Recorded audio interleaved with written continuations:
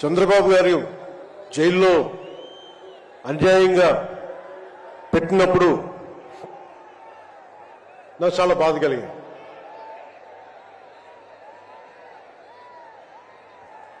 కష్టాలు చూసిన వాడిని, కష్టాలు దగ్గరగా పెద్దల నుంచి చిన్నప్పటి నుంచి చూసిన వాడిని, కష్టాలు అనుభవించిన వాడిని, ఓటమి వచ్చినప్పుడు ఒంటరితనం ఎలా ఉంటుందో తెలిసిన వాడిని,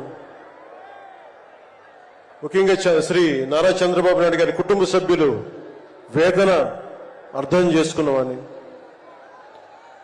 శ్రీమతి భువనేశ్వరి గారి బాధని దూరం నుంచే అర్థం చేసుకున్నవాడిని. నేను ఏమి ఆశించి మద్దతు ఇవ్వలేదు.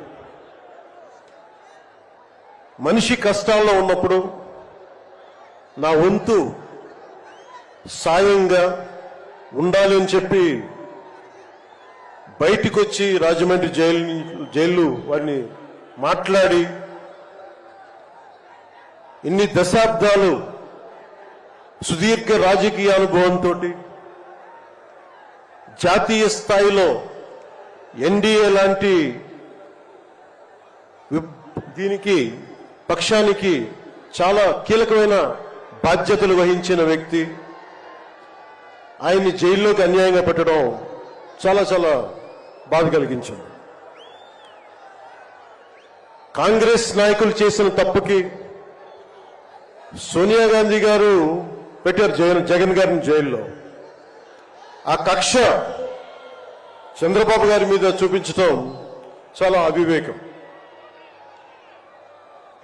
ఇలాంటి పరిస్థితుల్లో రాష్ట్ర విభజన జరిగినప్పటి నుంచి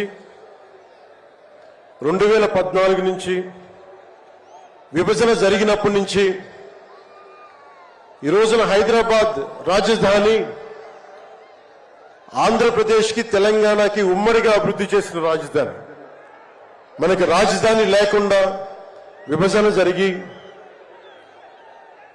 సరైన పంపకాలు లేకుండా విభజన జరిగి ఇలాంటి కష్ట సమయంలో నేను ఆ రోజున తెలుగుదేశం పార్టీ, భారతీయ జనతా పార్టీకి సంయుక్తంగా నేను పోటీని విరమించుకొని మరీ మద్దతు ఇచ్చాను.